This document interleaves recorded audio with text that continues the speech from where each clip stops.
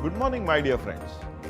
Welcome to the third edition of India First Leadership Talk Series. Today we are very excited because we have a very, very special guest. So today we have our National Security Advisor, Shri Ajit Doval ji, with us. And today we will discuss with him about art of decision making.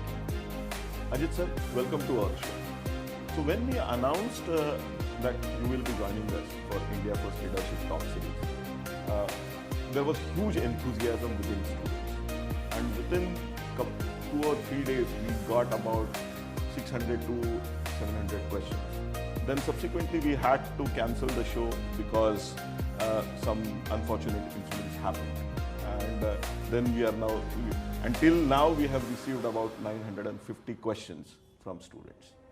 When we scanned those questions, a lot of those questions were dealing with India's very sensitive security kind of inquiries, or they were keen on knowing about it.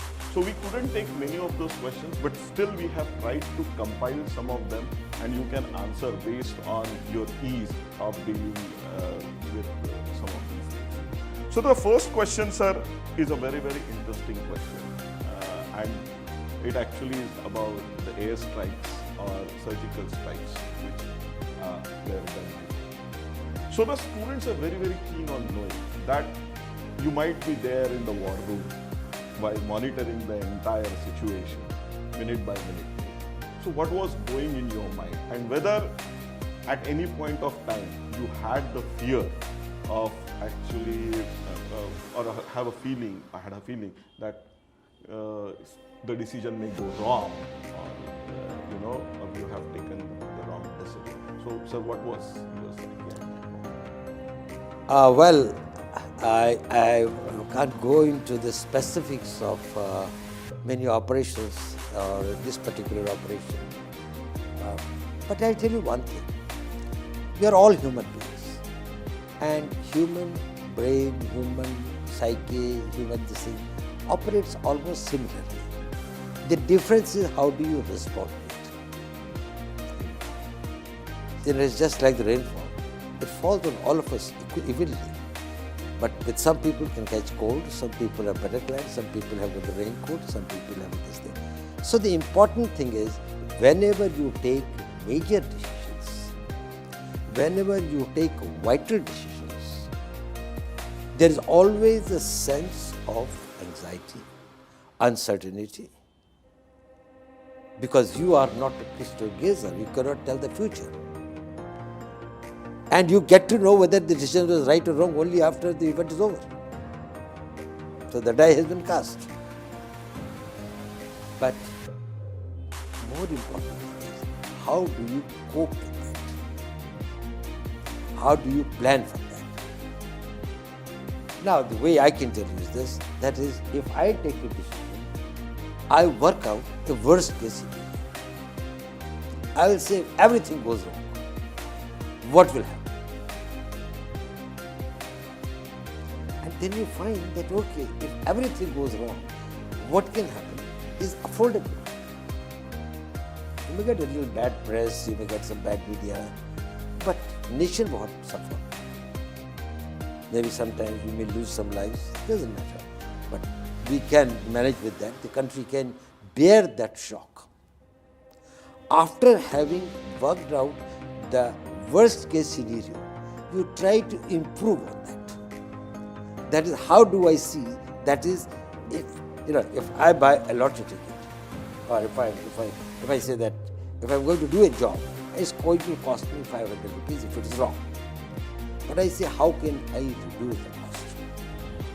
So you start making preparations to make it more affordable till you bring it to the point where you think that the risk is worth taking, which requires time, which requires preparation, which at times in our job requires technology, superior intelligence, and all these things. So the point I was trying to make is that to deal with fear, articulate that fear in specific words, and you will find the fear is not very big. It is not as big as you are really worried about. It is much less than that. Not only that, you can further reduce it through a preparations, through a better knowledge, through a better understanding, and through hard work. Then the another important thing is that for vital decisions, you must have a contingency plan. That is the fallback position. If things, whatever you do, a situation gets changed. Now that situation is a new situation that you have to cope with. And if you have got to cope with that situation, that is what we say is the new contingency. It can be favorable, it can be unfavorable. Say you are talking about this operation of Balakot.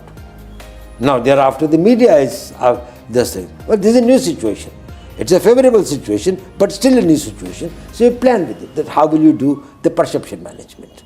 Or then there will be an international decision. So you will work out, that is, what will be your contingency plans. After the old one is over, favorable or unfavorable, a new situation will emerge, and then you have to do it. So I think thereafter, the fear level becomes very low. You know that when you have cattle, you know that you are prepared for it. You know that you have got the requisite talent, knowledge, resources, and everything has been lined up. Come what may, and we will deal with it. Sir, the fear can be handled, as you rightly said, through right kind of mental preparation and training.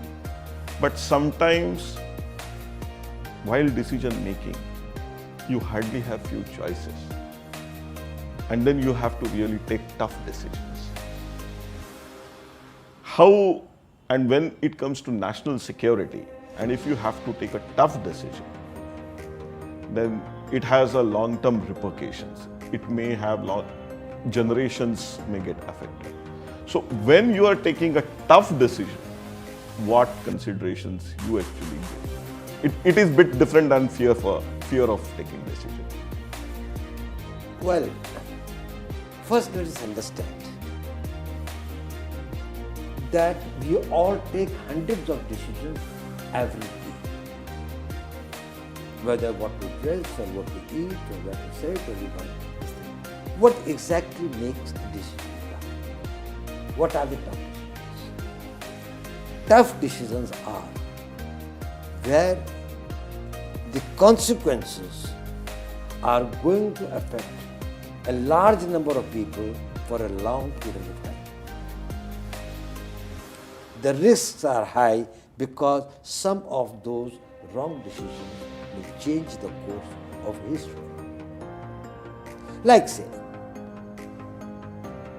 when India got its independence and the merger of the states was going, a decision was taken, that is, let us go to the United Nations, because from the Pakistani side, the masculinity has come with arms and others. Rather than taking them headlong strongly, we thought that let us go to the United Nations. And thereafter, we got into a situation where it became internationalized and we could not, the Pakistan occupied Kashmir, liberated. So that was a decision that has got a long-term consequence. Even till today, all the problems of Kashmir are because of that. Otherwise, 535 states had been merged with India.